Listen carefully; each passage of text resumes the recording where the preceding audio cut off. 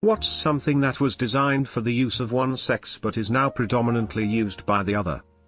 Shaving razors were made for men, but women shave a good bit more now, both in frequency and surface area. Area yes, frequency yeah. I drunkenly shaved my legs a month ago and my friend was shocked I would have had to shave the next day if I wanted to stay smooth. She only shaves like twice a week and is always smooth. I'm so jealous of people like that. If I shave my legs at night, they're prickly by lunch the next day. Hitachi Magic Wand. It was originally manufactured for relieving tension and relaxing sore muscles.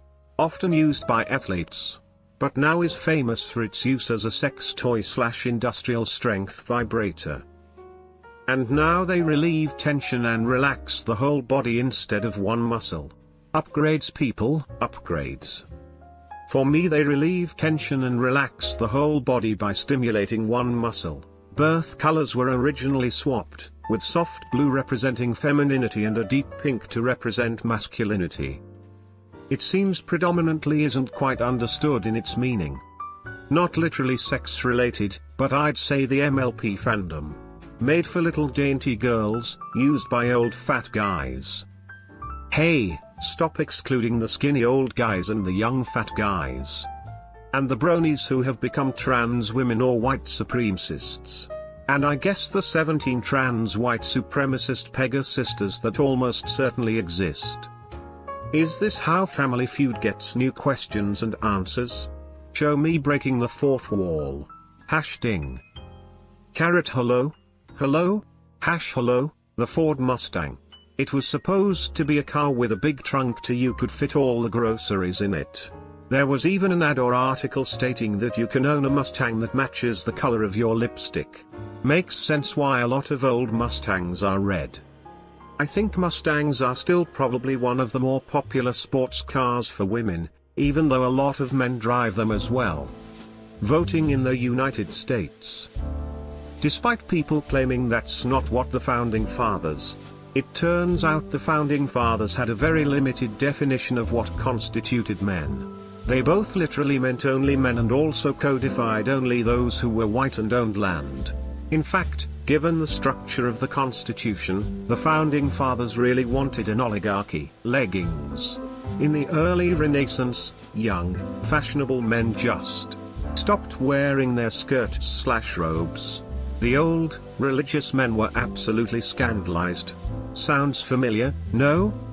The scandal wasn't really the leggings. Men had been wearing various types of leggings, split hose earlier, and then increasingly joint hose by the 1400s, for hundreds of years, or forever, really, if you include the various Vikings, Anglo-Saxons, etc., who wore pants before all that. The scandal was that, in prior centuries, tunics reached near the knees, or were at least long enough to cover the pelvic area. By the late 1300s, though, men started wearing shorter, tighter tunics and jackets, which revealed the pelvis in front and back. Considering at the time that split hose only covered the legs and not the pelvis, this wasn't entirely surprising, since it basically meant that fashionable men started walking around with their underwear exposed. Then they started joining the hose together in back, and putting a codpiece over the front. Then someone had the genius idea to start making codpieces bigger and bigger. Lager. When lager was invented, it was pitched towards women. It was superior to beer in ways that it was thought women would like. It was filtered, purer in taste, easy on the palate, and designed to emerge from the bottle like champagne, pale, clear, bubbly, frothy. Women didn't take to it, but it's now, mainly, drunk by men all over the world. Just don't tell that gang of skinheads that they're drinking something that was originally a woman's drink. This does not sound plausible. Do you have a source for this?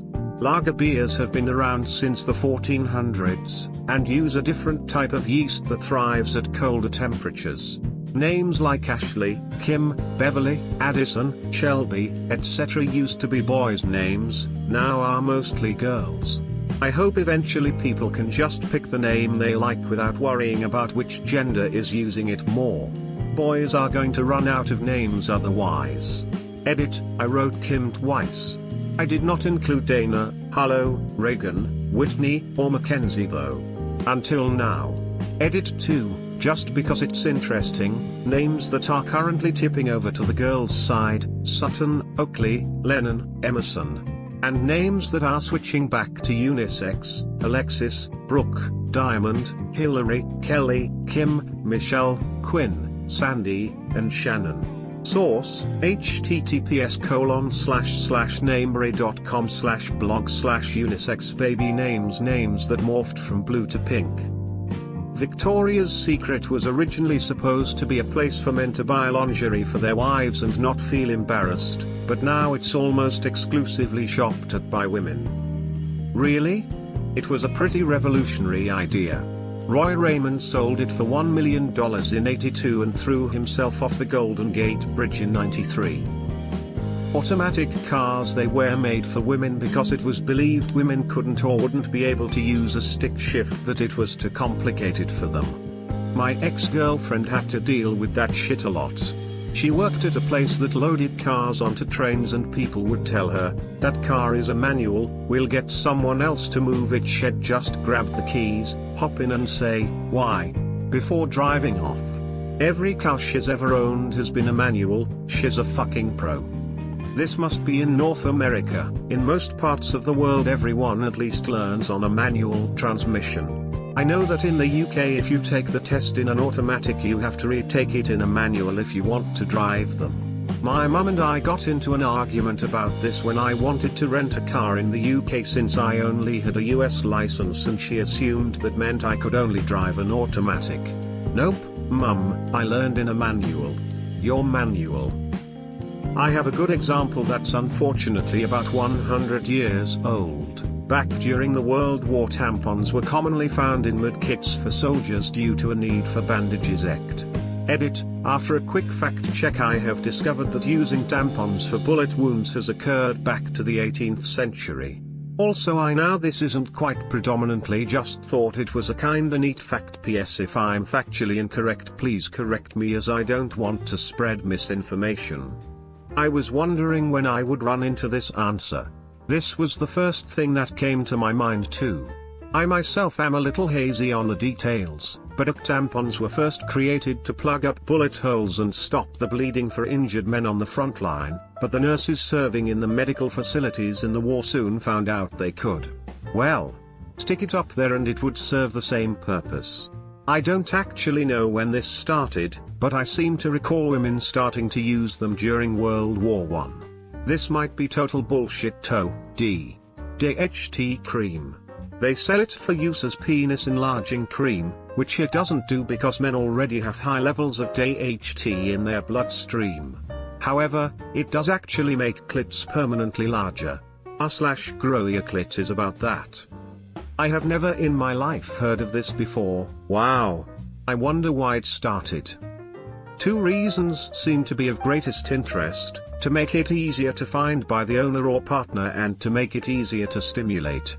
Some want to orgasm quicker, some want stronger orgasms, and a few just want to be able to orgasm. Finding that tiny sensitive organ can be a serious matter because about half range from rice grain to small pea size. Most of the remainder are no larger than a corn kernel, about 1/4 inch. Many women have never seen their clits because they are simply too small and buried under or in other tissue. Another reason to enlarge your clit. A few want a mini penis that can be stroked similarly to an intact penis. The good news is you can grow a much larger clitoris and you can do it reasonably quickly. Holding doors for people. A woman was supposed to hold the door for a man so he could check for any dangers in the building. The thought was mainly for married couples, but it could be done to a total stranger as well. At some point it flipped and turned to just being a polite thing to do. The theory I heard was that women began to enter first to make sure the man didn't have any enemies in the room because they wouldn't shoot her. Something related to the mafia.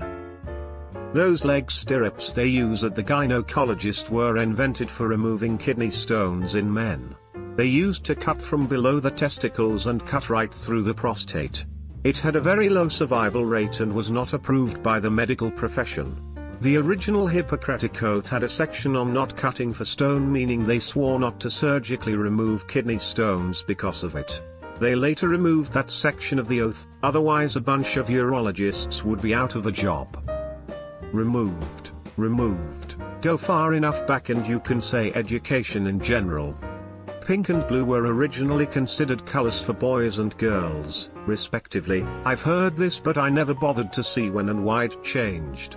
Well, I brought the answer to you.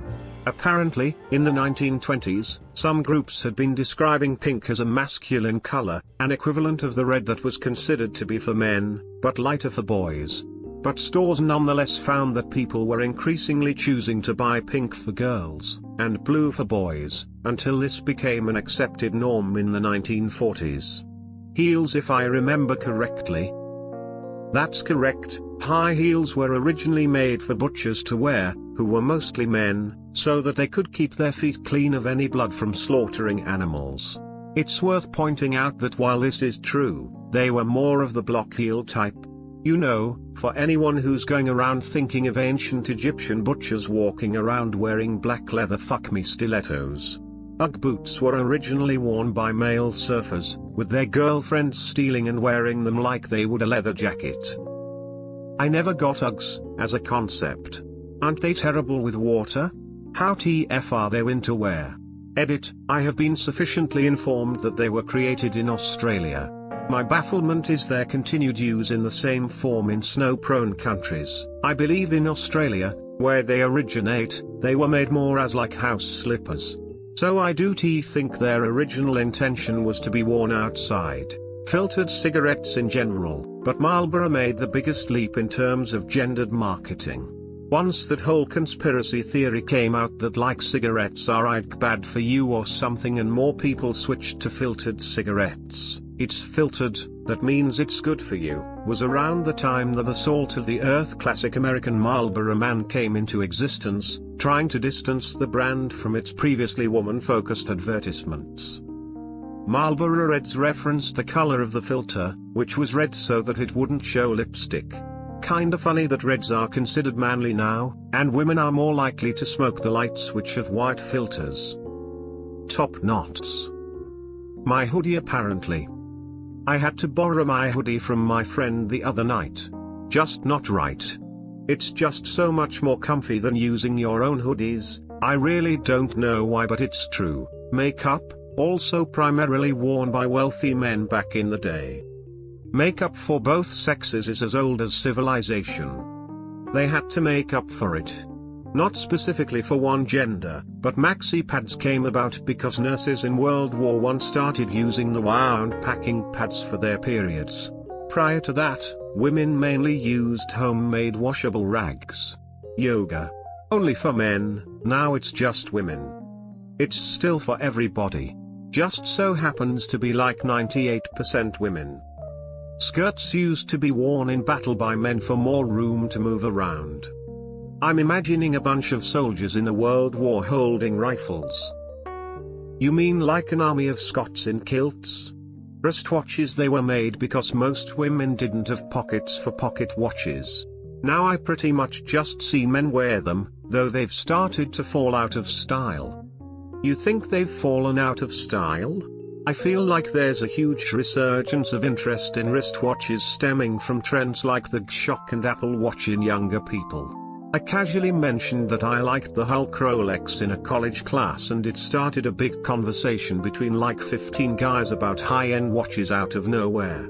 Young dudes still like watches, we just can't afford them. I've worn a watch since I was 8 years old. Right now, it's a $40 G-Shock with a 10-year battery, and 200 meters water resistance. I like it because I don't have to worry about it. I know my phone shows the time. But the convenience of having the time on your wrist is major. I once broke my strap, and for a week or two had to use my phone for the time, and the hassle was really noticeable.